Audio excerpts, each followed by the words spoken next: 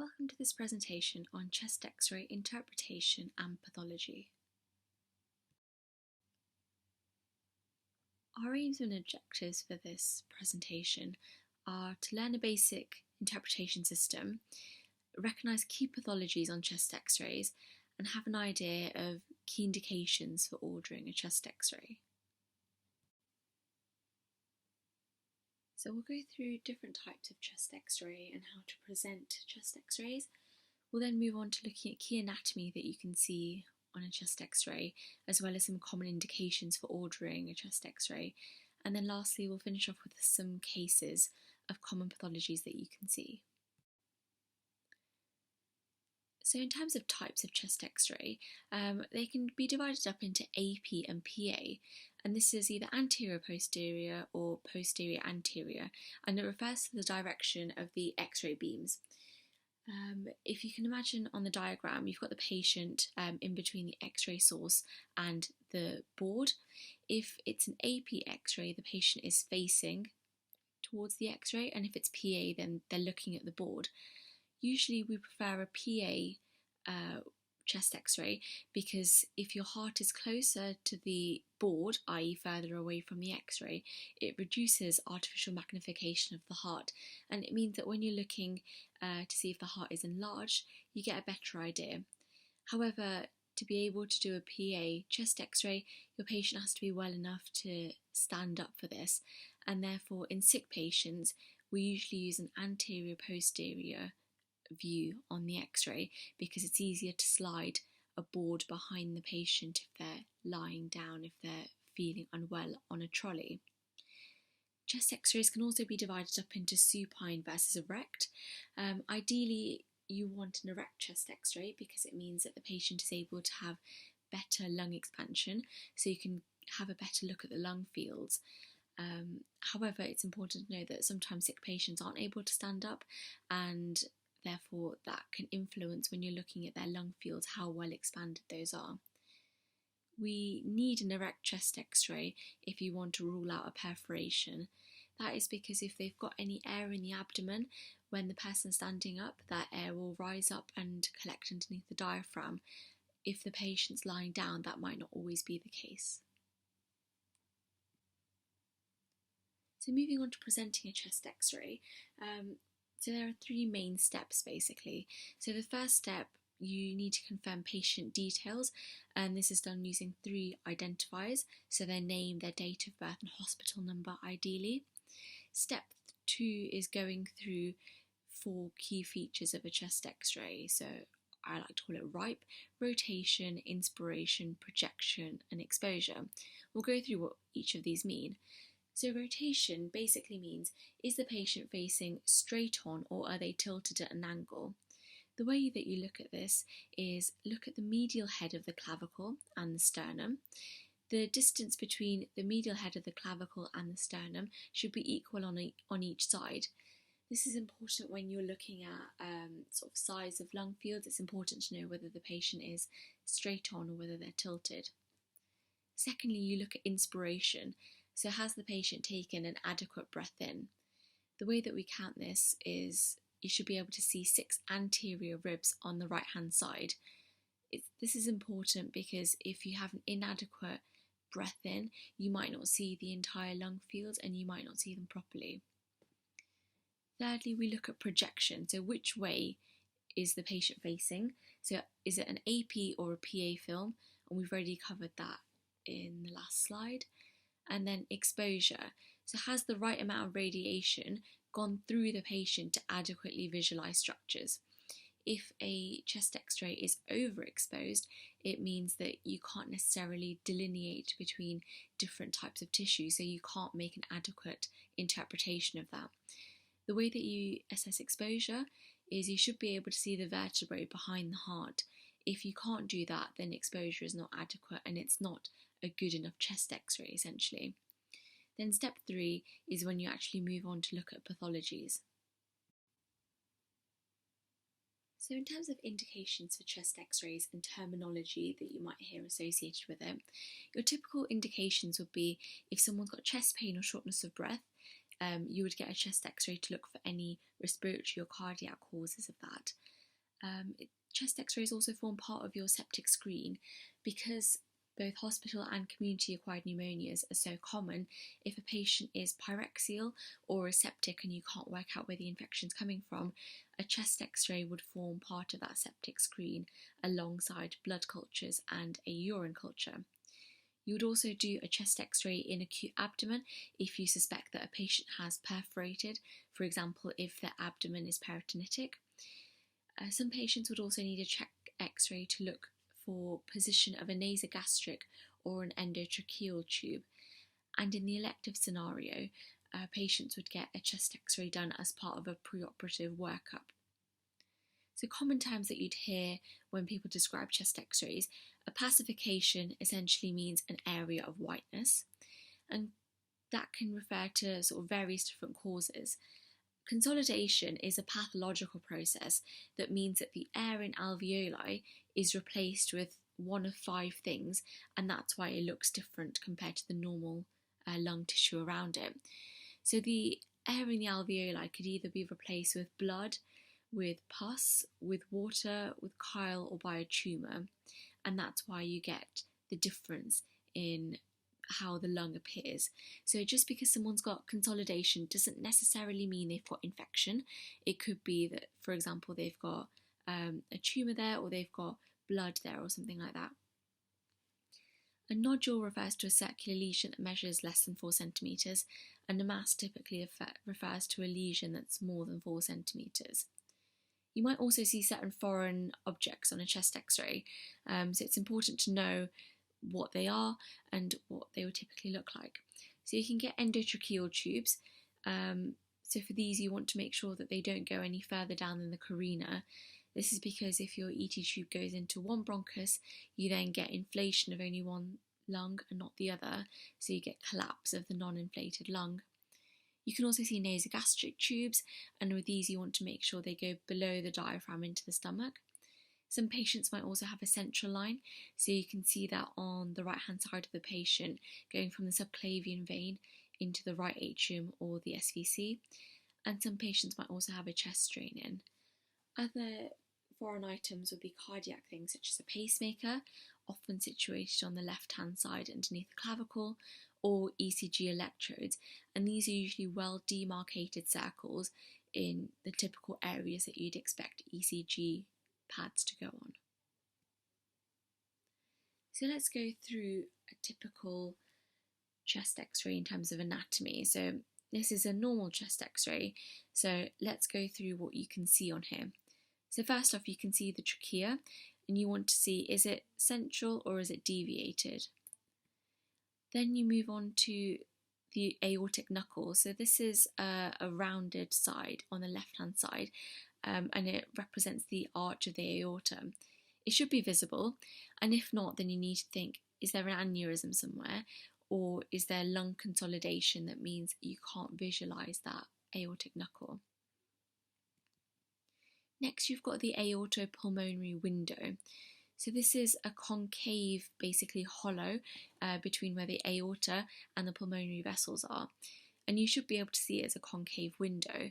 If not, you need to think about any lymphadenopathy, any infective processes such as TB. Then moving on, you can see the left hilum. In this chest x-ray, because it's normal, it looks quite clear, but sometimes you might see a lot of congestion, so a lot of a pacification there. That can happen because of TB, because of a tumour, or if it's bilateral, then sarcoidosis is a typical process for this. Then moving on, you can see your left heart border.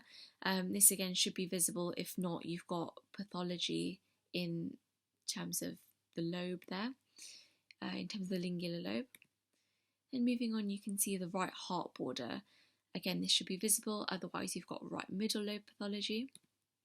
And then you've got the right hilum, which has the same issues as the left hilum. Then at number 8, we've got the right paratracheal stripe. So this is essentially a white line from the level of the azygos vein to the clavicle.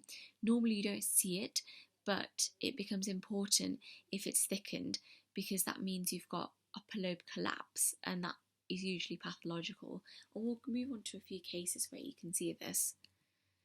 Then moving on to the right hand side, you can see the right pleura. So here you want to trace around the pleura and ensure it hasn't come away from the edge of the lung, which would signify a pneumothorax. At this time, I also find that it's useful to check the ribs at the same time to see if you've got any obvious fractures. And moving on, you've got the right costophrenic angle. As you can see in this x-ray, it's a very sharp angle, and that's how it should be. If it is blunted at all, that usually signifies a small pleural effusion. At number 11, you've got your right hemidiaphragm, which sits higher than the left-hand side. That diaphragm should be visible, and if not, you might have pathology in the right lower lobe. Then moving on, you've got your left hemidiaphragm, and then your left costophrenic angle, and then your left pleura. I like this way of interpreting a chest x-ray because it actually means you cover all of the different parts in a very systematic fashion. Then moving on, we need to assess lung volume. So compare both sides of the chest, look at both lungs. Overall, do they look equal? If one side looks bigger or smaller than the other, it might signify a lung collapse. The patient might have had a pneumonectomy or a lobectomy previously, or there might just be some congenital abnormality that hasn't been picked up before. Then you move on to your upper zones, your middle zones, and your lower zones. So compare left versus right. Does one have more pacification than the other? Does one have more lung markings than the other, which would signify a pneumothorax? And then lastly, look at your heart. So usually less than 15.5 centimetres is normal, or if it's half the cardiothoracic ratio, that is normal. If it's any larger than this, then that can signify a heart failure. And then lastly, you've got to go over your review zones. So I've got 5 key review zones. So the first one are your lung apices. This is because consolidation is easy to miss here. TB typically presents in the apices, and you might also miss a pneumothorax here. Then you've got your shoulder joints. So it's often easy to get a chest x-ray to look for chest pathology, but miss, for example, a fractured clavicle or things like that. Then you look underneath your right hemidiaphragm for pneumoperitoneum, that might signify a perforation. Have a look at breast shadows in females. You might be able to see calcification, or, for example, a nodule that could signify some malignancy. And then lastly, look behind the heart for any vertebral injury. Now let's move on to some examples to cover different pathologies that you'd commonly see. This is a chest x-ray. You can see first off that it's AP and erect. So that, because it's an AP film, you're already thinking the patient might be unwell if they're not able to stand up basically for a chest x-ray. You can also see that the trachea is deviated to the right hand side. You've also got reduced lung markings on the left hand side, and if you look carefully you can see lung edges near the hilum. So this is consistent with a tension pneumothorax, and it should be an x-ray that you never see. This is because pneumothoraces should ideally be picked up on clinical examination. When you auscultate and when you percuss, it should never get to a point where you see it on a chest x-ray, and certainly not if it's a tension pneumothorax, because here you can see the trachea being shifted over, you can see the heart and the mediastinum also being shifted. So other things you can see, just out of interest, you can see breast shadows, and you can also see a foreign object that the patient's got on as their necklace. So now moving on to case 2. So here you've got reduced lung markings on the periphery of the right lung, and if you look carefully you can see the lung edge actually visible on the right hand side. In this case the trachea isn't deviated, so this is consistent with a simple pneumothorax.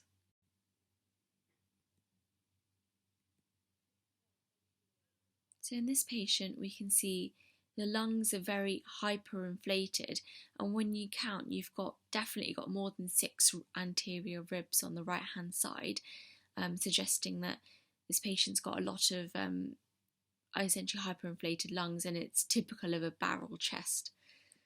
Also, if you have a look, the diaphragms are quite flattened, and generally there's a lot of darkness within the chest x-ray, suggesting that there's a lot of air in there. This is consistent with emphysema secondary to COPD, and this type of barrel chest, hyperinflated lungs with flattened diaphragms is what you typically see in patients with COPD. And moving on to case 4. So if we compare left to right side, you can see some opacification in the left upper zone when you compare it to the right hand side, and you actually can't see the mediastinum on the left hand side as well as you can on the right, and this is consistent with left upper zone consolidation. In terms of describing consolidation, it's usually best to describe this in zones, not lobes. This is because lobes are very specific anatomy, and it's quite difficult to always delineate this on a chest x-ray, and it's easy to get it wrong. Zone is a much safer term as it can refer to overlap of lobes. And lobes should only be used in certain cases when you've got certain pathologies. So in this patient, comparing left to right, you've got opacification in the left middle/lower zone. You've also got loss of your left heart border, so it's not as delineated, demarcated as it is in normal chest x-rays. And this is consistent with lingular lobe consolidation. So this is one of the situations where you can definitively say this is a lingular lobe consolidation because of the loss of left heart border. The loss of left heart border is pathognomic, basically, of lingular lobe consolidation. Moving on to case 6. So comparing the left and right side, you've got increased opacification in the left lower zone, but this time you can't see your left hemidiaphragm as well as you can on the right hand side, or as well as you can in normal x-rays. And this is consistent with consolidation in the left lower lobe. Because of the left hemidiaphragm loss, again, this is a situation where you can definitively say it's the left lower lobe. So moving on to case 7.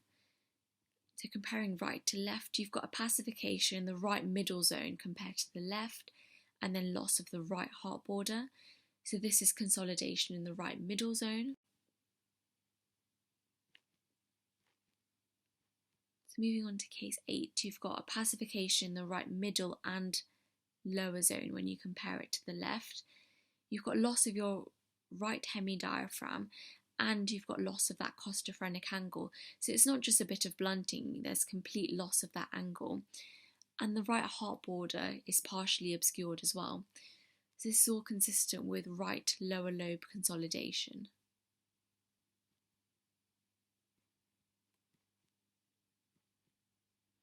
So in this patient, in case 9, having a look first off at the trachea, you can already see that the trachea is deviated to the right hand side. It's not central.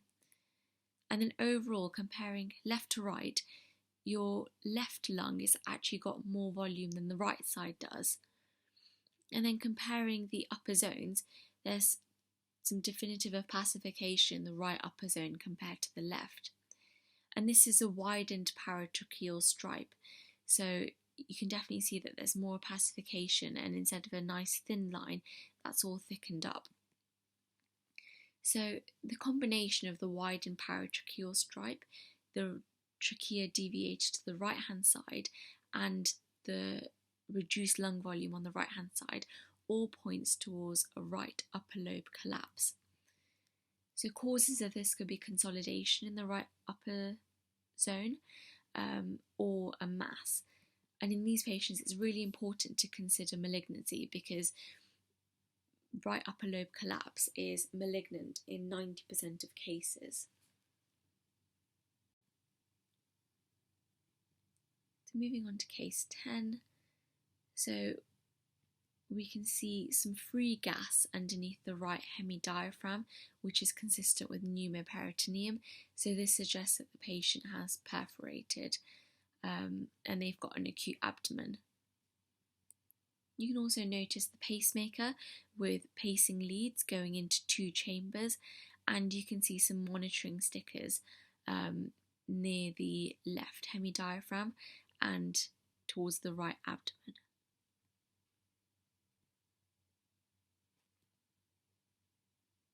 So moving on to case 11. So quite obviously when you have a look, there's definite asymmetry between the right and left side, and you've got lots of opacification in the right lower and middle zone. You can also see a fluid level, and these findings are consistent with a pleural effusion. So usually with pleural effusions, if they're unilateral, they're often more worrying than if they're bilateral. If it's bilateral, then you think that it might be a cardiac cause leading to, because of reduced cardiac output, you've got fluid buildup in the lungs. But if it's unilateral, it's usually important to take an aspiration of that pleural effusion and send it off to the lab. So you can have exudative causes of pleural effusion according to your Lights criteria, so looking at the amount of protein within the pleural fluid. So if it's exudative, you've got a lot of protein in it, and that's typical for malignancy, for PE and for TB. With transudative, you've got less protein, and that is usually your failures. So your heart failure, your nephrotic failure, so i.e. kidney failure where you're losing albumin and you've got then third spacing of your fluid, or liver failure where you've got failure of synthesis of albumin, again leading to the loss of oncotic pressure in the capillaries, leading to fluid leaking out. So moving on to case 12. So going through, again, there's an obvious deformity. You can see right ribs are fractured here, but it's important to not just stop at one pathology but keep looking for anything more. And if you compare the right side to the left side, you can see that there are reduced lung markings in the right upper zone compared to the left-hand side. Also, if you look at the thoracic wall, you can see some lack of opacification, so i.e. it looks like there's some gas within the thorax, and that's consistent with thoracic wall subcutaneous emphysema.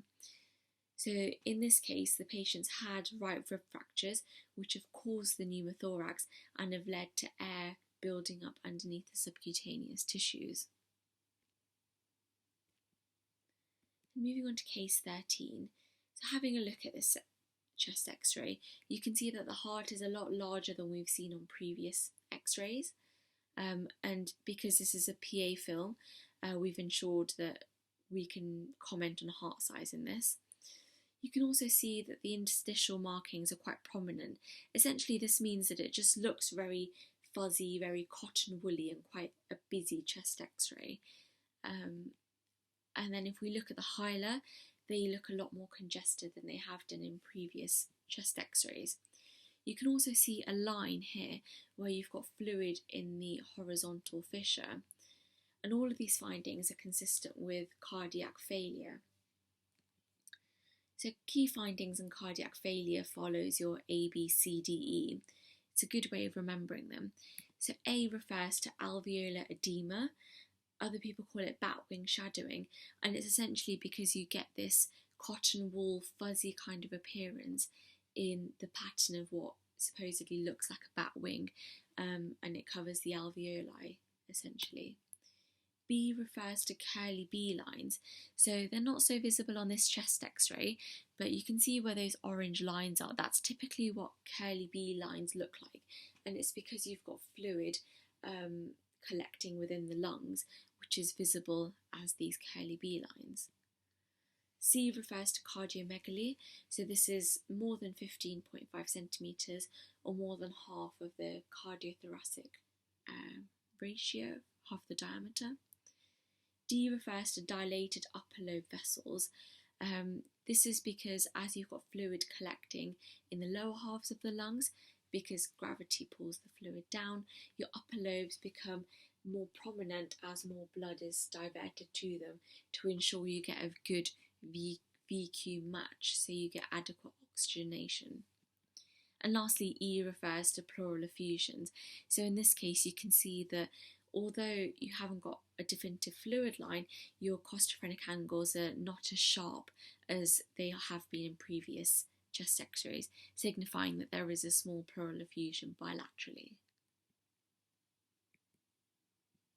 So moving on to case 14. Overall, it looks like a pretty normal x-ray, but then you look at the hilar and both are enlarged, with the right hand side more than the left.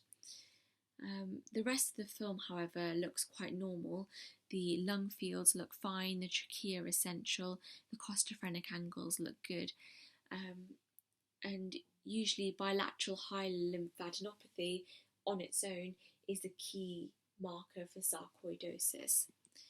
Other causes of bilateral lymphadenopathy include infection, such as TB, or malignancy, and often this is more of a Hodgkin's lymphoma rather than a non-Hodgkin's lymphoma. Silicosis can also give you this kind of picture. So moving on to case number 15. So obviously looking at the chest x-ray, there's a opacification in the right hilum, which is not present on the left-hand side. And it's a round lesion. It's quite coin-shaped, and you can see it's got a rim around the outside with central sort of clearness, essentially. These findings are typical of TB, where you get a ring-enhancing lesion because of a granuloma. So moving on to case 16. So here you've got a foreign body present, so you've got an NG tube that you can see. However, it doesn't cross the carina and it doesn't cross the diaphragm in the midline. Instead, it actually looks like it's gone towards the carina, entered the left main bronchus, and then ended up in the left lung. Therefore, this NG tube is misplaced. So usually for NG tubes, nursing staff will take an aspirate of the NG. Because you expect it to be in the stomach, you expect the aspirate to be very acidic. So if the pH is less than 5, that's usually first line and means it's safe to be used for feeding. However, if that is inconclusive, or if there's any suspicion that the NG tube might have displaced, it's often common to get a chest x-ray to confirm placement of that. So key features of correct NG tube placement will be that it crosses the carina, but it stays in the midline and then crosses the diaphragm, and that you should be able to see the tip of the NG tube underneath the diaphragm. In this case, if you were to start feeding a patient, they'd end up with a very good going pneumonia because all of that feed would end up going into their lungs.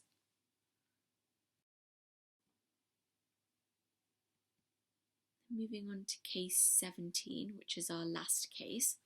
So this is really to highlight the importance of going through your review areas. So looking at this chest x-ray, you can see a gastric bubble underneath the left hemidiaphragm, but other than that, there doesn't seem to be any obvious consolidation.